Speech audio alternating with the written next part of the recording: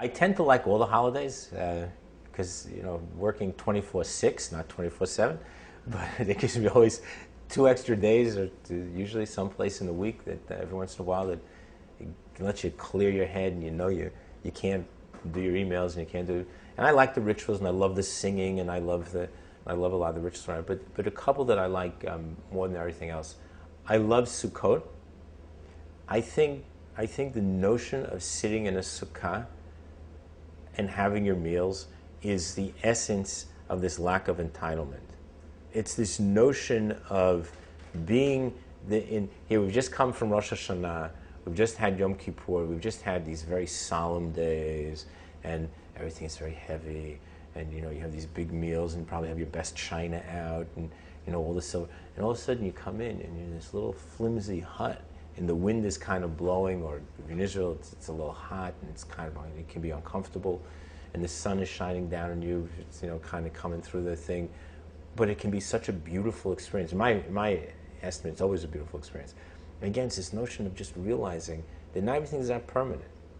Sometimes you got to take that step back, and realize that you're not entitled. And sometimes we do live in these flimsy little huts and these little booths. So I love that. I love Simchat Torah, which is the end of Sukkot. So I think it's this whole notion, again, of the beginning and the end. We end and we begin at the same time. I think there's something hugely profound in that notion. We never end and we never really begin. It's just it's continuous. Life is continuous, and it's continuous learning and continuous thing. I love that. Hanukkah, we all love. I love Hanukkah, right?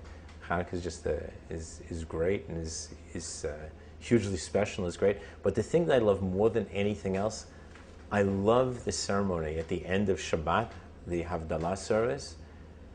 I just find that to me it's a special time of day. So you've just had Shabbat, and you've gone through this whole 24-hour period of not answering the phones, of not answering your emails, not even looking to see, and not watching television. If you're Orthodox, not watching TV, just sort of doing or however you spiritually handle it. And now you're at the end, right? So you have two choices. You could just say, well, 8:26, over, and turn on the TV. Or you can just step back a second and have that ceremony.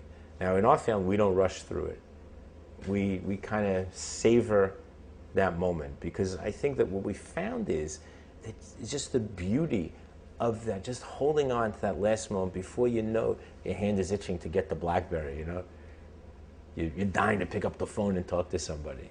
You want it, but you just you savor it, and you think about this separation between Kodesh and Chol, between the holy and the profane, between the Shabbat and the weekday, and you think about it for a minute, and maybe you take a little bit of that with you, right? So maybe, again, you just say, okay, how am I going to take some of this experience into my work week and change my work week and make it different and act a little differently?